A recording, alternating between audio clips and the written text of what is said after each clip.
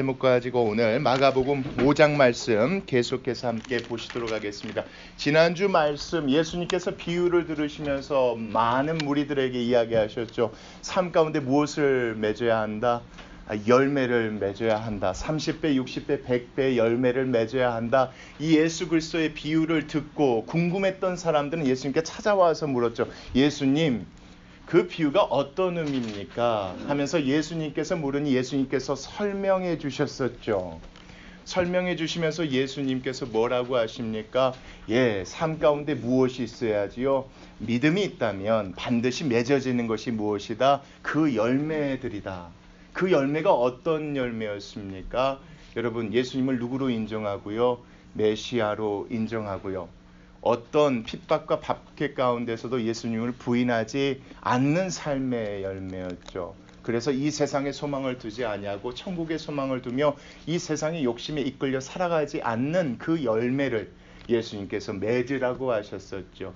그 열매를 맺기 위해서 꼭 필요한 게 무엇이라고 얘기했습니까? 믿음이라고 했었죠. 근데 이 가르침을 받았던 제자들, 그 믿음이 있었어요? 없었어요?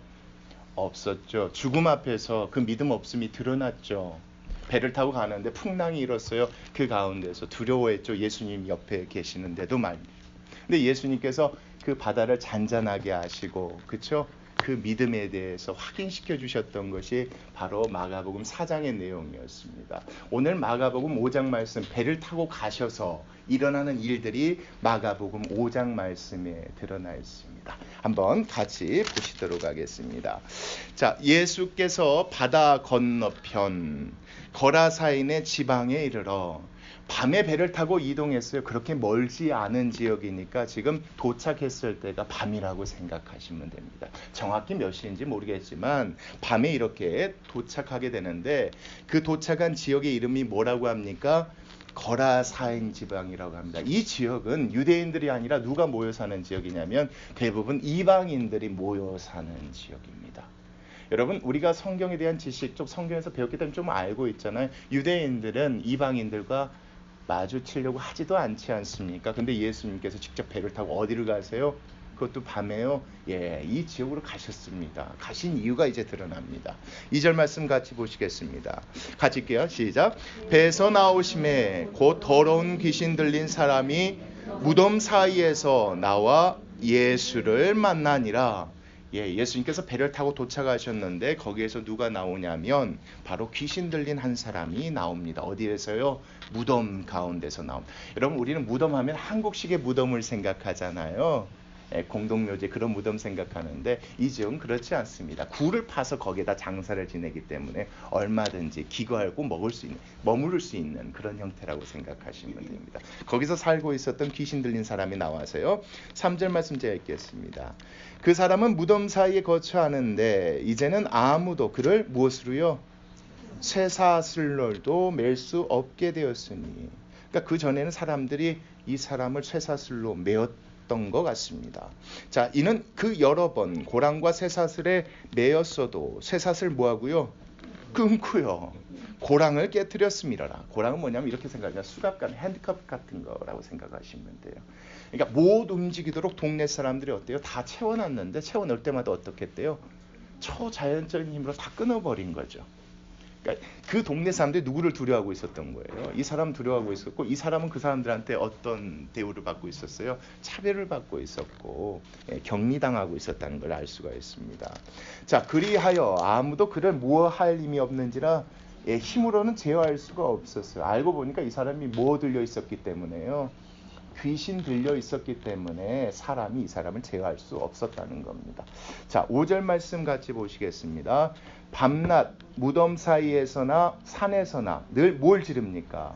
소리를 지릅니다. 소리를 지르면서 뭐 하고 있습니까? 돌로 자기의 몸을 해치고 있었더라. 예수님께서 배를 타고 거라사인 지방에 도착했는데 처음 만난 사람이 이 귀신 들린 사람입니다. 이 사람이 얼마나 힘이 셌던지 이 쇠사슬로 묶고도 다 끊어버리고 밤낮으로 뭐예요? 소리 지르고 어떤 소리인지 모르겠지만 소리 지르면서 자기 몸을 어떻게 해요? 이렇게 자해하고 있다고 보시면 됩니다. 얼마나 흉측스럽고 좀 그렇겠습니까? 자, 그러면서 6절 말씀 같이 보시겠습니다. 그가 멀리서 누구를 보고 달려와 절합니까?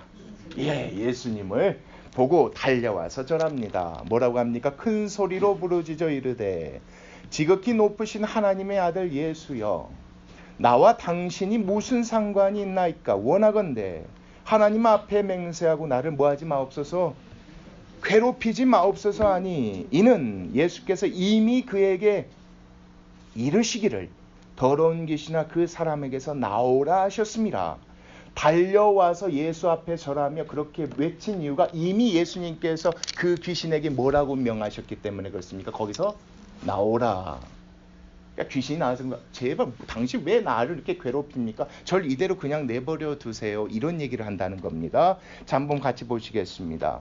9절 말씀. 이에 물으시되 내 이름이 무엇이냐 이르되 내 이름은 군대다. 이 군대의 개념이 그때 로마 사람들이 다스리고 있었을 때 개념이니까 군대의 개념 한 6천 명의 병사를 한 군대라고 얘기합니다.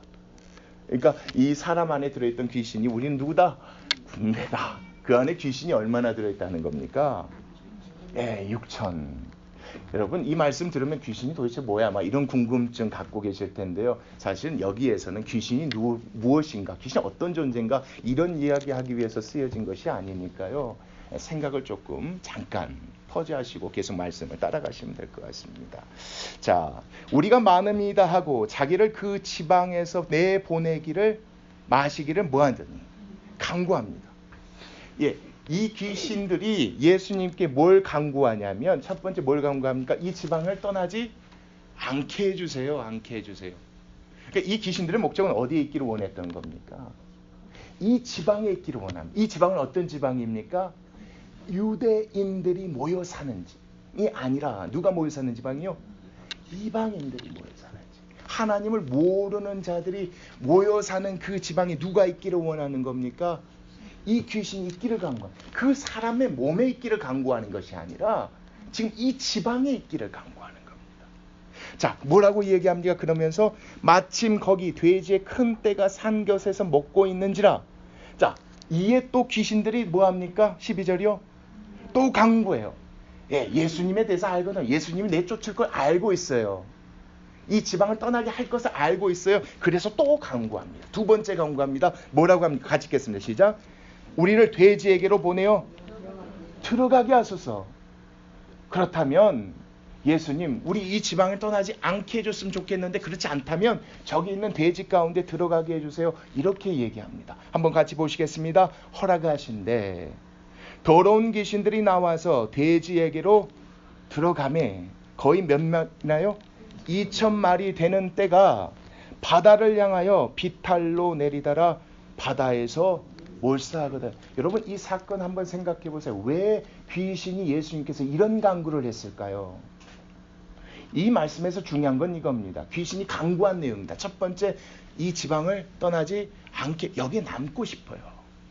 여기에 남아서 누구를 괴롭히고 싶어요? 이 사람과 이 지역에 있는 사람들. 그렇죠. 여기는 누가 없어요? 하나님을 믿는 사람들이 없으니까 여기에 있고 싶어요, 이거예요. 근데 예수님께서 그것을 허락하지 아니하실 걸 알잖아요. 그래서 뭐라고 해요? 이제는 돼지 가운데 들어가겠다고 해요. 왜 그랬을까요, 여러분? 나중에 내용을 보면요. 돼지로 들어가서 돼지 가운데서 돼지들이 몰사한 이것 때문에 벌어진 일 때문에 그래요. 계속 한번 보실게요. 시작. 14절 보겠습니다. 치던 자들이 도망하여 읍내와 여러 마을에 말하니 사람들이 어떻게 되었는지를 보러 와서 15절이요. 예수께 이르러 그 귀신 들렸던 자 곧 군대 귀신 집혔던 자가 옷을 입고 정신이 온전하여 앉은 것을 보고 두려워하더라. 이에 귀신 들렸던 자가 당한 것과 돼지의 일을 본 자들이 그들에게 알림해 17절 같이 읽겠습니다. 돼지가 두 번째 강구했던 목적은 뭐 때문에 그렇습니까? 누구를 떠나게 하려고요? 예수 그리스도를 그쪽에서 쫓으려고요. 못 잊게 하려고 이렇게 했었던 겁니다. 근데 예수님께서 원하셨던 건 뭐예요? 이 귀신 들린 자를 뭐하고자 하셨던 거예요? 고치고자 하셨던 거예요. 귀신으로부터 자유케 하시고 싶으셔서 예수님께서 이렇게 하셨는데 거기 있던 귀신들은 그게 아니었어요. 어떻게 해서 뭐 하려고요? 붙들려고요. 그들과 함께 있게 하려고요. 이런 일을 하게 됩니다. 18절 같이 보시겠습니다. 예수께서 배에 오르실 때에 귀신 들렸던 사람이 함께 있기를 간구하였으나 허락하지 아니하시고 그에게 이르시되, 같이 읽겠습니다. 시작. 집으로 돌아가 주께서 내게 어떻게 큰 일을 행하사 불쌍히 여기신 것을 내 가족에게 알리라 하시니, 예수님께서 밤늦게요 그것에 찾아간 이유가 누구를 불쌍히 여기셔서 그랬습니까? 귀신 들리는 이 사람, 그렇죠? 귀신들이 뭐하는요? 다스리는 이 지방을 불쌍히 여기셨습니다. 왜냐하면 20절 말씀 같이 보시겠습니다. 그가 가서 예수께서 자기에게 어떻게 큰 일 행하셨는지를 어디에요? 데가볼리에, 여기 데가볼리는 새로운 지역이 아닙니다. 이 데가볼리라는 거 지금은 광역 도시같이 여러 도시를 합쳐놓은 것을 얘기하는 겁니다. 그러니까 데가볼리 지역, 지금으로 말하면 예를 들어 페어팩스 카운티 이렇게 생각하시면 돼요. 이 카운티 안에 세너빌도 있고 이렇게 있잖아요. 그 가운데 있었던 것이 아까 거라사인 지방입니다. 이 귀신 들림에 나은 자가 거기 가서 뭐 하게 됩니까? 전파를 하게 됩니다. 누가? 예수께서 나를 뭐 하셨다? 귀신으로부터 자유케 하게 하셨다. 지금 사건에서 얘기하는 포인트는 간단합니다. 여러분, 예수님께서 어떻게 하셨대요? 이 지방에 있는 이 사람들을 불쌍히 여기셨대요. 이 사람들은 누구에 의해서요? 귀신에 의해서 붙잡힌 사람들이거든요. 여러분, 귀신에 붙잡힌 사람들이 보여준 행동은 어떤 행동입니까? 소리지면 자기 몸을 뭐 하는 겁니까? 해야죠. 다치게 하죠. 결국 예수님께서 불쌍히 여기셨다는 건 뭐냐면, 귀신에 붙잡혀서 원래는 차분하게 멀쩡한 사람이 이런 죄를 짓고 있는 이 사람들을 불쌍히 여기셔서 예수님께서 찾아오셔서 자유롭게 하셨다는 내용이 20절까지 말씀입니다. 이 지방을, 여기 있는 사람들을 불쌍히 여기셔서. 그러면서 또 다른 사건이 일어납니다. 21절 같이 읽겠습니다.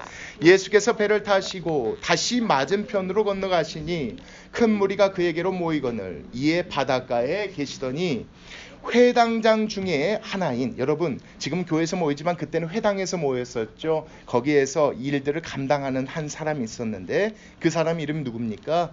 야이로라 하는 이가 와서 예수를 보고 발 앞에 엎드려서 이렇게 이야기합니다. 간곡히 구하여 이르되 내 어린 딸이 죽게 되었사오니 오셔서 그 위에 무엇을 얹으사요? 손을 얹으사 그로 구원을 받아 살게 하소서 하거늘.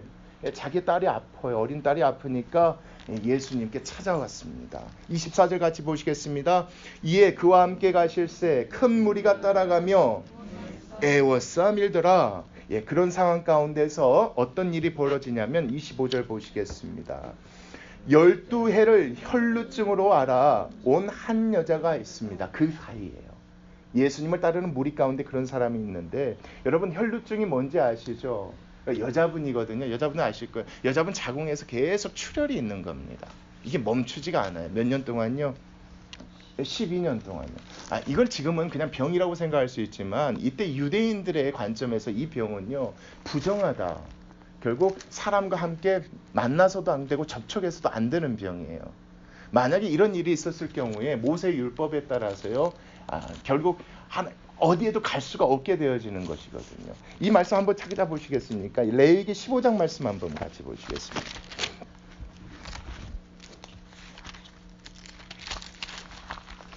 레위기 15장 말씀 25절 말씀 한번 보시면 이 혈루증에 대해서 나와 있습니다. 레위기 15장 25절 말씀.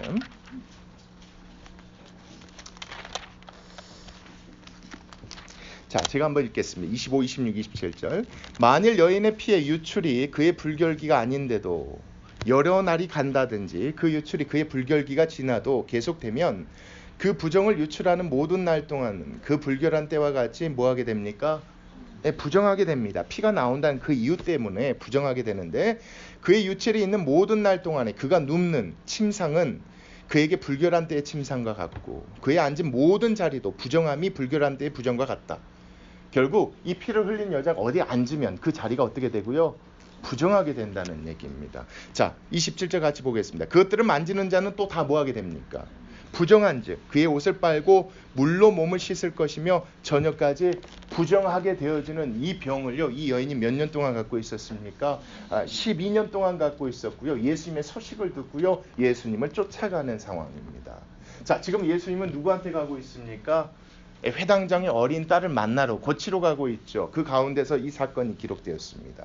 26절 말씀 같이 보시겠습니다. 많은 의사에게 많은 괴로움을 받았고 가진 것도 다 뭐하였으되요? 다 허비하였으되 아무 효용이 없고 도리어 더 중하여졌던 차에 결국 이 여인이요 자기가 걸린 병 때문에 그동안 뭐 했다는 겁니까? 되게 노력했다는 거예요.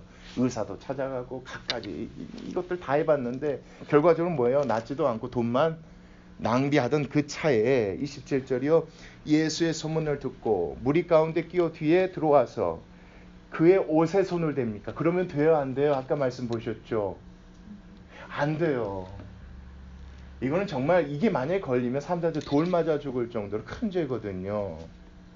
그런데 이 여인은 다급했겠죠. 왜요? 이건 이제 마지막이다 이런 생각이 있었겠죠. 이게 마지막이다. 이제 소망이 없다. 그냥 예수님이라도 한번 믿어보자. 이런 마음으로 돌 맞아 죽을 각오를 하고 예수님 앞에 손을 댑니다. 옷에 손을 댑니다. 28절 같이 보시겠습니다. 이는 내가 그의 옷에만 손을 대어도 구원을 받으리라. 그런 믿음이 그 안에 있었었죠. 29절 이에 그의 혈루 근원이 곧 마름에 병이 나은 줄을 몸에 깨달으니라. 예수께서 그 능력이 자기에게서 나간 줄을 곧 스스로 아시고 무리 가운데서 돌이켜 말씀하시되 누가 내 옷에 손을 대었느냐 하시니 어떻게 아셨는지는 알 수가 없지만 예수님께서 이걸 아시게 됩니다. 그러면서 물어보세요. 제자들이 여짜오되 무리가 에워싸 미는 것을 보시며 누가 내게 손을 대었느냐 물으시나이다 하되 예수께서 이 일 행한 여자를 보려고 둘러보시니 같이 읽겠습니다. 여자가 자기에게 이루어지는 일을 알고 두려워하며 떨며 그쵸? 아무도 모를 줄 알고 살짝 만졌는데 그것을 예수님이 알아차린 것을 알고 되게 두렵고 떨렸죠. 이게 발각되어지면 죽게 되어지니까 와서 그 앞에 엎드려 모든 사실을 여쭈니 예수님께서 이르시되 뭐라고 합니까? 따라 내 믿음이 너를 구원하였으니 평안히 가라. 내 병에서 놓여 건강할지니라. 어떤 믿음입니까? 아무리 노력해도 이것저것 다 해봐도 나아지지 않았잖아요. 12년 동안 여러 가지 방법 다 했잖아요. 심지어 자기의 모든 재산을 다 날릴 정도로. 그때 당시 의사들이요 혈루증 앓는 여인들에게 처방 내리는 것들 보면 정말 우습습니다. 여러분. 탈무드라는 책에 기록되어져 있는데 몸에서 출혈이 일어났을 때 두 가지 방법이 있대요. 하나는 뭐냐면 타조알 있죠. 타조알을 불에 태워서 젤을 만들어요. 그 젤을 가지고 천에 싸서 목에 감고 다녀야 된대요. 여름에는 천에다 감고 겨울에는 털에다 감아서 이렇게 감고 다니면 혈루증이 낫는다고 그래요. 이런 노력 했겠어요? 안 했겠어요? 했겠죠. 별의별 거 다 했겠죠. 또 어떤 게 있었냐면 하얀 당나귀 있잖아요. 덩키. 하얀 당나귀가 싼 그 변이 있어요. 변 사이에 보면 그 옥수수 같은 거 있잖아요. 이런 것들을 골라서 주머니에 갖고 다니면 또 혈루증이 낫는다는 이런 말도 안 되는. 그러니까 무슨 얘기냐면 이 여인은 12년 동안 해볼 거 다 해봤다는 얘기예요. 근데 안 돼요. 안 되는 가운데서 예수님의 소식을 듣고 절박한 심정으로 와서 예수님의 옷에 손을 대고 낫게 되어졌습니다. 그것을 지금 이 34절 말씀처럼 뭐라고 합니까? 내 믿음이 너를 구원하였다. 여러분 지금 앞에 큰 사건 기억하시죠? 예수님께서 거라사인 지방에 가셨어요. 그렇죠? 누구를 고치셨어요? 그렇죠. 귀신에게 붙들려 있는 그 자를 고치셨어요. 왜 고치셨어요? 그를 뭐 하셨습니까? 불쌍히 여기셨죠. 정상이었던 사람이 귀신에게 붙들리자 어떤 행동을 합니까? 자기 몸을 해하고 그렇죠. 하나님 원하시지 않는 죄들을 행하게 됩니다. 이런 사람들을 불쌍히 여기셔서 예수님께서 고치신 얘기가 앞에 사건에 나왔었죠. 지금 두 번째 사건은 어떤 사건입니까, 여러분? 아무리 노력을 해도요, 그렇죠? 아무리 노력해도 스스로 나을 수 없던 그 병을요, 낫게 해주신 그 내용입니다. 근데 나음을 입은 여자에게 무엇을 볼 수가 있습니까? 어떤 믿음이요? 아무리 노력해도 안 되더라. 이제 누구만 나의 소망이요 희망이다. 예수님만. 그러면서 그 간절한 믿음으로 붙잡자 이 여인이 어떻게 됩니까? 치유받게 되어집니다. 그래 놓고 또 이 얘기가 있습니다. 35절이요. 아직 예수께서 말씀하실 때에 회당장의 집에서 사람들이 와서 회당장에게 이르되 당신의 딸이 죽었나이다. 어찌하여 선생을 더 괴롭게 하나이까. 예수께서 그 하는 말을 곁에서 들으시고 회당장에게 이르시되 뭐하라? 두려워하지 말고 믿기만 하라 하시고 베드로와 야고보의 형제 요한의 아무도 따라옴을 허락하지 아니하시고 회당장의 집에 함께 가사 떠드는 것과 사람들이 울며 심히 통곡함을 보시고 같이 읽겠습니다. 들어가서 그들에게 이르시되 너희가 어찌하여 떠들며 우느냐. 이 아이가 죽은 것이 아니라 잔다 하시니. 자, 그들이 어떻게 합니까? 비웃죠. 비웃더라. 예수께서 그들 다 내보내신 후에 아이의 부모와 또 자기와 함께한 자들을 데리시고 아이 있는 곳에 들어가사 41절이요. 그 아이의 손을 잡고 이르시되 뭐라고 하십니까? 달리다. 예, 작은 소녀야 일어나라 하시니 번역하면 곧 내가 내게 말하노니 소녀야 일어나라 하심이라. 42절이요. 소녀가 곧 일어나서 걸으니 나이가 공교롭게도 이 여자아이가 몇 살이래요? 12살이래요. 예, 사람들이 곧 크게 놀라거늘 예수께서 이 일을 아무도 알지 못하게 하라고 그들을 많이 경계하시고 이에 소녀에게 먹을 것을 주라 하시니라. 예수님께서 도착하셨는데 이 어린아이가 어떻게 되었어요? 죽었어요. 죽었는데 이 예수님께서 이 어린아이를 어떻게 하십니까? 죽은 이 어린아이를 살리세요. 살리시고 난 다음에 이 아이의 나이를 보니까 나이가 몇 살이래요? 12살이래요. 여러분, 제가 오늘 말씀 제목을 마가의 복음이라고 했죠. 복음이라는 그 메시지의 관점에서 이 세 가지 사건을 한번 생각해 보세요. 복음은 어떤 겁니까? 간단히 얘기하면요. 예수님께서 우리 죄 문제를 사해해 주셨다는 거잖아요. 여러분, 아까 그 사람 기억하시죠? 귀신 들렸던 그 사람 있잖아요. 자기의 의지와 상관없이 누구에게요? 귀신들에게 붙잡혀 있었어요. 그런 자들을 불쌍히 여기셔서 구원코자 이 땅에 오신 분이 누구십니까? 그게 예수님이란 사실을 마가가 전해주고 싶었던 것 같아요. 여러분, 죄 문제는요, 아무리 노력해도요, 어떻게 해요? 혈루병 앓는 그 여인 꼭 기억하세요. 12년 동안요, 아무리 노력해도요, 그 문제 해결할 수 없어요. 아무리 죄 문제 우리가 노력하고 그거 해결하려고도 해도 할 수가 없는 그 문제를 누가 해결해 주셨습니까? 예수님께서 해결해 주셨다는 것을 마가가 의도적으로 이 사건을 기록하고 있어요, 여러분. 12년 동안요, 가진 거 다 털어서 노력했어요. 똑같아요. 여러분, 우리가 예수 그리스도 믿고 신앙생활하면 이 말씀이 와 닿아요, 여러분. 왜 우리가 예수 그리스도 믿습니까? 처음엔 그냥 믿는 것 같지만 나중에 보면 나는 죄인이라는 걸 내 마음에 인정해야 내가 예수 그리스도를 믿어요.